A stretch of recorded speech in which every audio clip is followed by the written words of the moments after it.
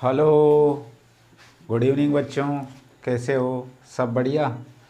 चलो तो अपनी जो सॉल्यूशन की क्लास चल रही थी उसे कंटिन्यू करते हैं अपन। अब 2 दिन का गैप लगा दिया अपन ने। आपने भी छुट्टी मंगा ली होगी, मैंने भी छुट्टी मंगा ली। चलो अच्छी बात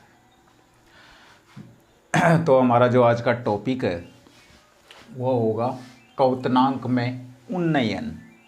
क्वथनांक में उन्नयन क्या टॉपिक है? क्वथनांक में उन्नयन। तो इसका मतलब क्या होता है पहले इसे समझ लो। आप उधर ध्यान मत दो अभी, यहाँ टॉपिक में ध्यान दो। क्वथनांक में उन्नयन, इसका मतलब होता है बेटा, जैसे क्वथनांक का मतलब होता है क्वथनांक और उन्नयन का मतलब होता है वृद्धि। वृद्धि यानी कि क्वथनांक में वृद्धि। तो क्या कहेंगे, इसका मतलब क्या होगा? क्वथनांक में वृद्धि या टेम्परेचर में वृद्धि। जैसे मैं लिखता हूँ यहाँ पे,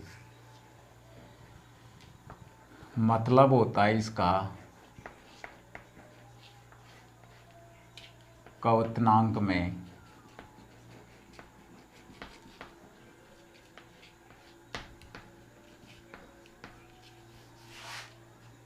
या ऐसे लिखो इससे बेटा, टेम्परेचर या क्वथनांक या बॉइलिंग पॉइंट में वृद्धि। यही क्या कहलाता है बेटा? क्वथनांक में उन्नयन कहलाता है। टेम्परेचर या बॉइलिंग पॉइंट में हुई वृद्धि क्या कहलाएगी? क्वथनांक में उन्नयन कहलाएगी। ठीक बात है। तो अपन इसे आज समझ लेते हैं। देखो आप कि जैसे अपन ने काफ़ी पढ़ा है कि मेरे पास ये कोई पात्र है और इसमें क्या भरा हुआ है बेटा? जल भरा हुआ है। क्यों? जल को अपन जानते हैं तो अपन जल ले लेते हैं। पहले इससे समझ लेते हैं जल को। और ये जल है, इसमें जल भरा हुआ है, इसको मैं गर्म करता हूँ। और ये पात्र कैसा है? बंद पात्र है बेटा। बंद पात्र है तो जैसे अपन इसको गर्म करेंगे तो अपन यहाँ पे जो वाष्प के कण होंगे, वाष्प बनेगी। ये गर्म कर रहा हूँ मैं इसको। गर्म करने के बाद जो वाष्प बनेगी वो यहाँ टकराएगी और टकरा कर क्या बने, किसका निर्माण करेगी? वही वाष्प दाब। वाष्प बनेगी, वाष्प की बूंदें वापस गिरेगी, वही V1 और V2 यानी कि वाष्प दाब बनेगा। वाष्प दाब किस में लगेगा? द्रव की सतह पर लगेगा, जो वाष्प दाब कहलाता था। अपन ने पढ़ा है।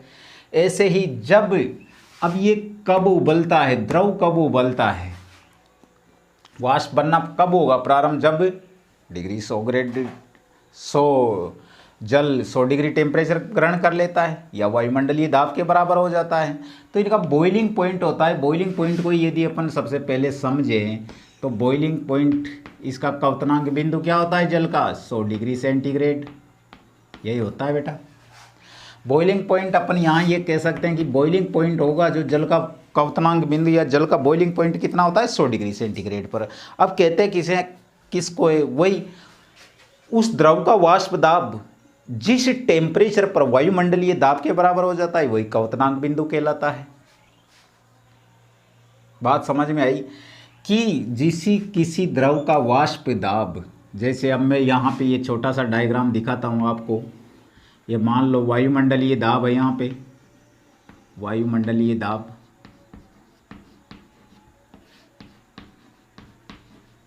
और यहाँ पे ये मैं जल लेता हूँ पहले, और ये जल है, शुद्ध जल है मेरे पास। इस जल को मैंने गर्म किया तो जब इसका वाष्प दाब की कब होगा, कब बराबर होगा? 100 डिग्री सेंटीग्रेड टेम्परेचर पर जल का वाष्प दाब वायुमंडलीय दाब के क्या हो जाता है? वाष्प दाब क्या हो जाता है? बराबर हो जाता है बेटा। ये बात ध्यान में रखने वाली है। किसी लिक्विड का वाष्प दाब वायुमंडल 100 डिग्री सेंटीग्रेड टेम्परेचर पर वायुमंडलीय दाब के बराबर हो जाता है, वही तापमान बॉइलिंग पॉइंट कहलाता है। ये मैं इससे पहले वाली क्लास है उसमें लिखवा चुका हूँ, आपको लिखने की कोई आवश्यकता नहीं है। लेकिन किसी भी द्रव का जो बॉइलिंग पॉइंट है वो क्या कहलाता है? यदि उस द्रव का वाष्प दाब वायुमंडलीय दाब, या इसको एक एटीएम प्रेशर भी बोल सकते हो आप, एक एटीएम दाब के बराबर हो जाता है, वही टेम्परेचर क्वथनांक बिंदु कहलाता है। ठीक है, याद रखना। आगे देखते हैं अपन। अब जैसे ही जल को लिया है हमने, यहाँ पे जल को अपन जानते थे। मैं कोई और द्रव लेता हूँ। आप जल भी मान सकते हो उसको, जैसे ये मेरे पास वायुमंडलीय दाब है, वायुमंडलीय दाब, या 1 atm प्रेशर है, यही बोलूँगा मैं। और मैं कोई द्रव लेता हूँ, कोई शुद्ध, कोई वाष्पशील द्रव ले लिया मैंने, द्रव विलायक बोल देता हूँ और उसको। अब आप यहाँ पानी मान लो, क्योंकि ये अच्छा समझ में आता है अपने। ये कोई वाष्पशील द्रव विलायक अपन ने लिया और इसको मैं जब तक गर्म करूँगा, इतना गर्म करूँगा कि इसका क्वथनांक बिंदु कब नोट किया जाएगा, जब इस द्रव का, ये कोई वाष्पशील द्रव है, जब इसका वाष्प दाब वायुमंडलीय वाष्प दाब के बराबर हो जाएगा और उस समय जो टेम्परेचर नोट किया जाएगा वही इसका क्वथनांक बिंदु कहलाएगा। ठीक बात, चलो ये बात हमारी ख़त्म। और जो वो नोट करते हैं अपन उसको, इसका जो टेम्परेचर या क्वथनांक बिंदु आएगा उसे हम नोट करते हैं TB नोट से। इसका मतलब होता है टेम्परेचर बॉइलिंग पॉइंट। नोट का मतलब होता है शुद्ध, कोई वाष्पशील, ये शुद्ध और लिख देता हूँ मैं इधर, शुद्ध द्रव विलायक, ये टेम्परेचर बॉइलिंग पॉइंट और शुद्ध नोट। ये मान लो कोई वाष्पशील द्रव, अब ये पानी भी हो सकता है, क्यों, हमने पिक्स यहाँ 100 डिग्री सेंटीग्रेड तो लिखा नहीं है, तो कोई भी हो सकता है ये द्रव। तो यहाँ पे जो जब ये टेम्परेचर इतना यहाँ आ जाएगी, इसकी वाष्प दाब वायुमंडलीय दाब के बराबर हो जाएगी, तो इसका बॉइलिंग पॉइंट फिक्स हो जाएगा। अब मेन चीज़ क्वथनांक में उन्नयन जो आएगा उसे ध्यान देने वाली बात है कि जब मैं यहाँ इसमें क्या करता हूँ बेटा, नमक मिला देता हूँ थोड़ा सा। ये नमक मैंने इसमें मिला दिया, मान लो ये NaCl में इसमें मिला देता हूँ, यानी नमक जो किसका काम करेगा, विलेय का काम करेगा। ठीक बात है, ये विलेय मैंने इसमें मिला दिया और विलेय जैसे ही मैंने इसमें मिलाया तो क्या बनेगा बेटा, सॉल्यूशन बनेगा या विलयन बनेगा, इस बात को आप जानते हो। अब ये विलयन बनाया और विलयन को अब मैं उबाल रहा हूँ, इसकी वाष्प दाब मुझे बनानी है, तो नमक डालने से शुद्ध द्रव विलायक यानी शुद्ध पानी में जब मैं नमक डालता हूँ तो वो विलयन बन जाता है। विलयन को गर्म करता हूँ तो उसकी वाष्प दाब इस सॉलिड के कारण क्या हो जाती है बेटा, कम हो जाती है। यह बात नोट करो आप। और वाष्प दाब, क्योंकि जब वो वाष्प दाब शुद्ध द्रव विलायक था, उसकी वाष्प दाब थी, उसका जो सरफेस एरिया था वो सारा, उसकी जो कण थे, उसके अणु थे, जल के अणु थे, वाष्प के अणु थे, वो सारे कन्वर्ट हो रहे थे। लेकिन अब उस सरफेस में जो विलायक की सरफेस है उसमें कुछ कुछ जगह नमक के कण भी आ जाएंगे, तो वाष्प दाब में कमी आ जाती थी। ये इससे पहले वाली क्लास में अपन पढ़ चुके हैं। तो अब वो वाष्प दाब में कमी आई है तो हमको टेम्परेचर अधिक करना पड़ेगा, जब जाकर वो वायुमंडलीय दाब के बराबर होगा। जैसे ये लो बेटा, ये क्या है बेटा, सॉल्यूशन यानी विलयन। इस विलयन को कब तक गर्म करूंगा मैं, अब यहाँ पे जैसे ये मैं इसका वाष्प दाब किससे घटा, इस नमक के डालने से घट गया। इसलिए जब सब्जियां बनाई जाती है, जब औरतें सब्जियां बनाती है, घर पे अपन भी सब्जियां बनाते हैं, तो उसमें थोड़ा सा नमक डाल दिया जाता है तो उसकी वाष्प कम बाहर जाती है और वो जो ऊर्जा होती है उसकी, वो सारी ऊर्जा उस सब्जी को मिल जाती है। इसलिए सब्जी भी क्या होती है, जल्दी पकती है जब नमक पहले से डाल दिया जाता है तो। ठीक बात है, यही उसका रीज़न होता है, क्योंकि जो टेम्परेचर है वो अधिक, सारा टेम्परेचर किसको मिलता है, उस सब्जी को मिल जाता है। वाष्प दाब में वो कन्वर्ट नहीं होने देता, कौन, नमक कन्वर्ट नहीं होने देता। तो यहाँ पे यदि ये जो शुद्ध विलायक का वाष्प दाब, शुद्ध द्रव का विलायक, उसका जो टेम्परेचर है, क्योंकि इसका वाष्प दाब पहले से बढ़ा हुआ था, लेकिन इसमें नमक मिलाने से इसका वाष्प दाब घट गया, इसलिए इसमें अधिक क्या देना पड़ेगा, टेम्परेचर, और इसे बोलते हैं TB से, टेम्परेचर बॉइलिंग पॉइंट। और जो इन दोनों का अंतर आता है वो अंतर कहलाता है बेटा क्वथनांक में उन्नयन, यानी कि जो ये अंतर है, ये अंतर है बेटा, ये अंतर इसके बराबर, ये TBm है, ये अंतर है बेटा, इसके बराबर ये वाष्प दाब इसका कम हो गया था, जिसमें अधिक टेम्परेचर देना पड़ा, इसे TBm बोलते हैं। ये TBm ही क्वथनांक में उन्नयन है, इसके कारण इसकी वाष्प दाब को इसके बराबर लाने के लिए हम और टेम्परेचर देना पड़ा, यानी कि TB क्या होता है, TB नॉट से ज़्यादा रहता है। ठीक बात है बेटा, ये बात समझ में आई। तो मैं कह सकता हूँ कि जब कोई वाष्पशील शुद्ध द्रव विलायक में अवाष्पशील विलेय मिलाया जाता है तो उसके वाष्प दाब में कमी आ जाती है। इसलिए इसके वाष्प दाब को वायुमंडलीय वाष्प दाब के बराबर करने के लिए हमें और अतिरिक्त टेम्परेचर देना पड़ता है। ये टेम्परेचर में की गई वृद्धि ही क्वथनांक में उन्नयन कहलाती है, या इसे भी कह सकते हैं ये इसके क्वथनांक में विलयन के क्वथनांक में की गई वृद्धि ही क्वथनांक में उन्नयन कहलाता है। तो आओ इधर क्या लिखा है अपन ने इसे पढ़ लेते हैं एक बार। देखो इधर जो अपन लैंग्वेज है उसको इधर लिख चुके हैं, पहले इसे देखो, आप पढ़ो आप। जब किसी शुद्ध वाष्पशील द्रव विलायक में अवाष्पशील विलेय मिलाया जाता है, मतलब नमक मिलाया जाता है, तो बनने वाले विलयन का वाष्प दाब विलायक के वाष्प दाब से कम हो जाता है। अतः विलयन के वाष्प दाब को वायुमंडलीय वाष्प दाब के बराबर लाने के लिए और अधिक तापमान दिया जाता है। तापमान में की गई यह वृद्धि ही क्वथनांक में उन्नयन कहलाती है, अर्थात विलयन का क्वथनांक विलायक के क्वथनांक से अधिक हो जाता है। और जो ये टेम्परेचर में की गई वृद्धि है इसे डेल्टा TB से दर्शाते हैं। ठीक बात है, तो यहाँ तक ये समझ में आया बेटा? ठीक है, इसको किससे दिखाएंगे अपन? तो मैं ये कह सकता हूँ कि जो ये डेल्टा TB है, डेल्टा TB ये किसके बराबर होगा? यदि मैं TB माइनस TB नोट कर दूँ तो ये इसके जो अंतर आएगा वो क्या आएगा? डेल्टा TB, ये अंतर आएगा, है कि नहीं? डेल्टा TB बराबर TB में से मैं इसको कम करूँगा तो इतना सा अंतर आएगा ये, और ये क्या कहलाएगा? क्वथनांक में उन्नयन। ठीक है, और ये जो TB होगा, ये डेल्टा TB को अब अपन को सांद्रता के पद में ज्ञात करना पड़ता है, सांद्रता के पद में। तो ऐसी सांद्रता का पद ढूंढो जिसमें विलेय और विलायक का संबंध दर्शाता हो, और ऐसी सांद्रता मेरी नज़र में एक ही है, अपने जो भी पढ़ी है, मोललता में विलेय और विलायक की बात करते हैं अपन। तो आप इसका स्क्रीनशॉट लीजिए, पहले मैं आगे बढ़ता हूँ। लो बच्चों, इसका स्क्रीनशॉट ले लो, मैं आगे बढ़ता हूँ।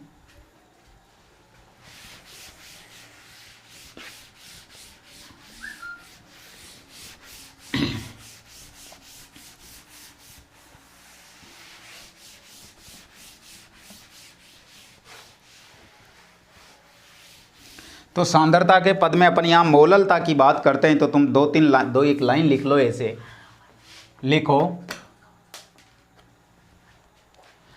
लिखो बेटा, लिखो। जब किसी या ऐसे लिखो, यदि किसी विलयन में विलेय की सांद्रता को, यदि किसी विलयन में, लिखो बेटा आप लिखो, यदि किसी विलयन में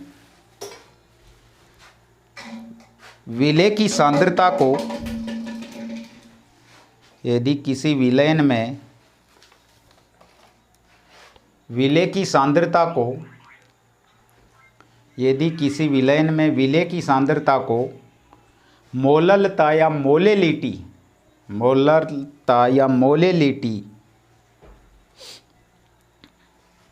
के लिए,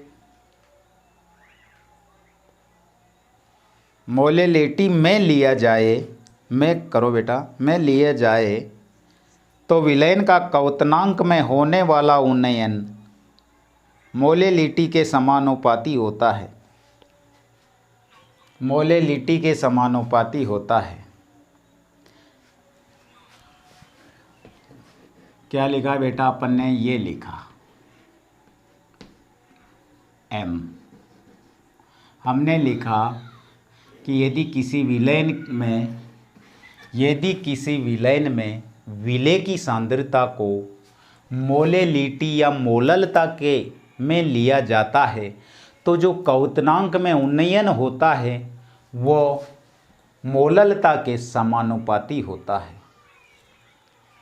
ठीक है, समानुपाती को मैं हटाऊंगा तो यहाँ क्या लाऊंगा बेटा, समानुपाती स्थिरांक Kb और यह मोलेलिटी, इसे बोलते हैं बेटा अपन मोलेलिटी या मोललता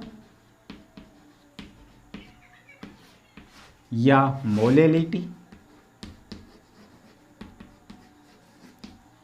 इसको बोलेंगे अपन क्वथनांक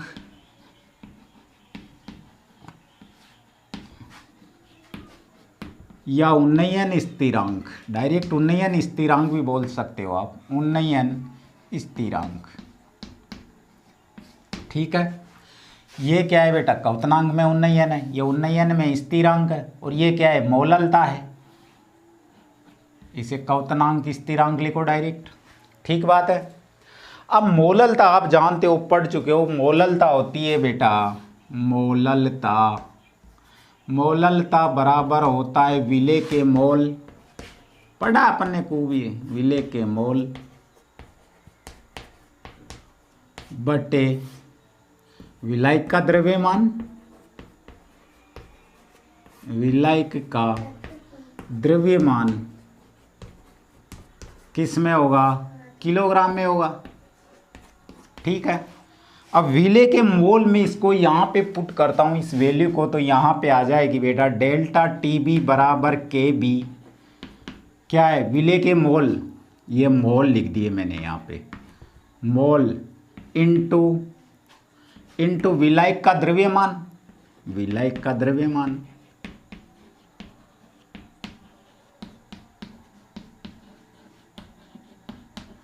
या इसको ऐसे भी लिख सकते हो आप, डेल्टा टीबी बराबर Kb, ये यहाँ ये हटाना बेटा, Kb इंटू मोल बराबर क्या होता है, मोल बराबर हमने पढ़ा है कि पुरानी चीज़ें पढ़ो, मोल बराबर होता है विलेय का भार बटे विलेय का अणुभार, विलेय का अणुभार,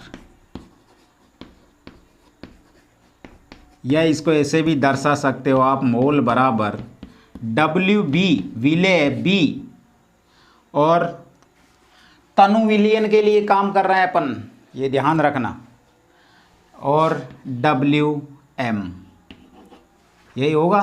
तो मैं इसको यहाँ लिख देता हूँ, मोल की जगह क्या आया, WB बटा WM इंटू विलायक का द्रव्यमान, इसका भी द्रव्यमान भार क्या होगा, ये होगा WA, लिख देता हूँ इसको। ठीक है, ये किलोग्राम में चल रहा है, अगर इसको मैं ग्राम में लूँगा तो यही हो जाएगा डेल TB बराबर KB इंटू भी लगा दो या डॉट लगा दो, बात एक ही है, WB इंटू WM, यह आपके न्यूमेरिकल में काफ़ी काम, और ये ग्राम में बदल देता हूँ तो मैं 1000 से गुणा कर लेता हूँ, WA, यह आपका स्टैंडर्ड सूत्र आ गया जिसमें सारे क्वेश्चन सॉल्व होंगे।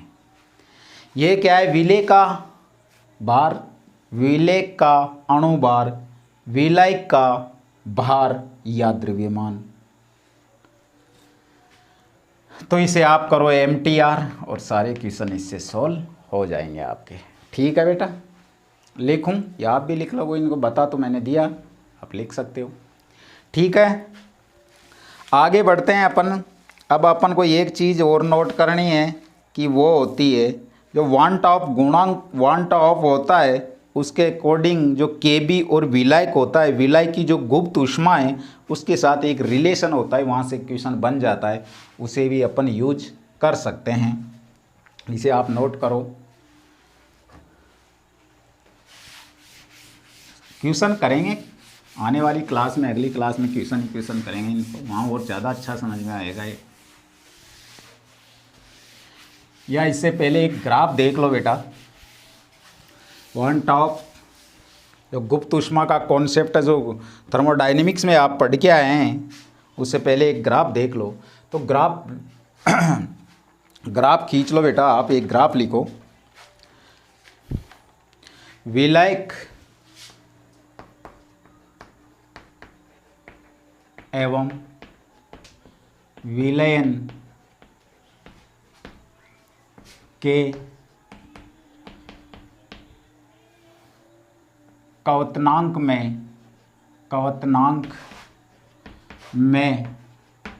उन्नयन के लिए ग्राफ। इसे रटो नहीं, इसको रटना नहीं है, इसको समझना है केवल, ठीक है। हेडिंग डाल लो बेटा, विलायक एवं विलयन के लिए क्वथनांक में उन्नयन के लिए ग्राफ। जैसे देखो इधर ये ग्राफ बनाना है साथ के साथ। ये मेरे पास वाई एक्सिस, एक्स एक्सिस, और ये यहाँ पे मैं लिखता हूँ बेटा वायुमंडलीय दाब। वायुमंडलीय दाब कितना होता है? वायुमंडलीय दाब या 1 ATM, 1 ATM के बराबर यही होगा, ठीक है। अब बेटा यहाँ पे इस साइड में ले लेता हूँ प्रेशर यानी वाष्प दाब, वाष्प दाब। इसे समझने की कोशिश करना। इधर लेता हूँ मैं टेम्परेचर, ये टेम्परेचर, ठीक।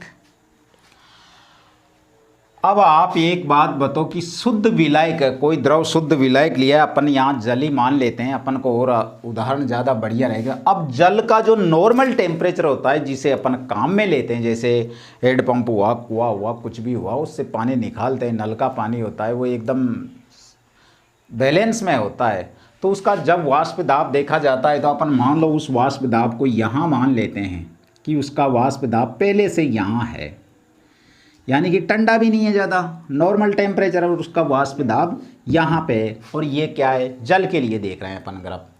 तो यदि अब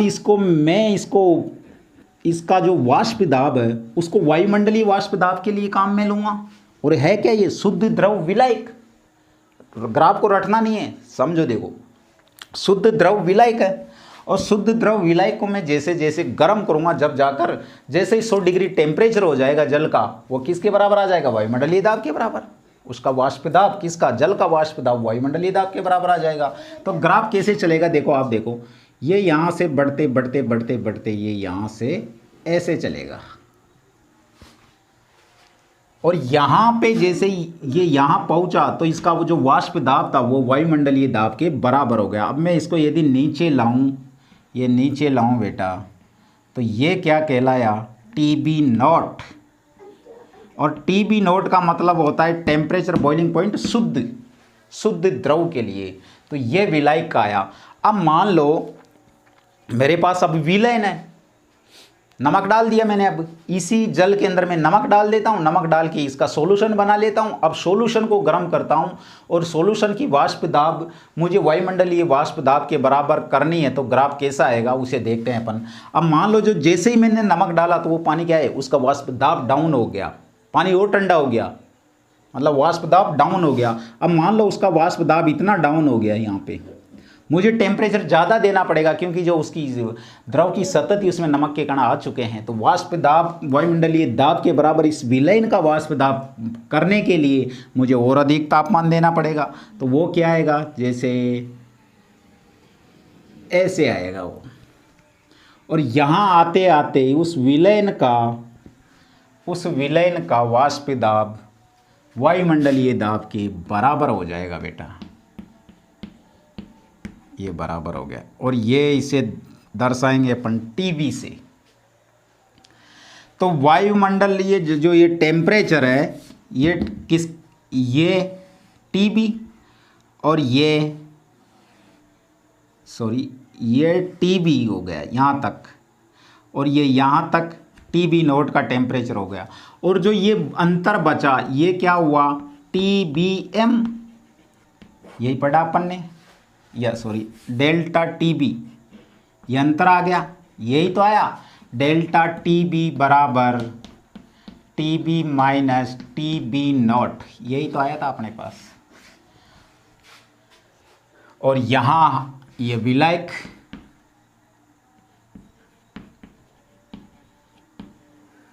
और ये विलयन के लिए। तो मेरे हिसाब से आपको रटने की कोई आवश्यकता नहीं होगी, जहाँ तक है ये समझ में आ गया होगा, ये समझ में आ गया होगा। ये टेम्परेचर था, इसका भी स्क्रीनशॉट लो आप, मैं आगे बढ़ता हूँ। ठीक है बच्चों,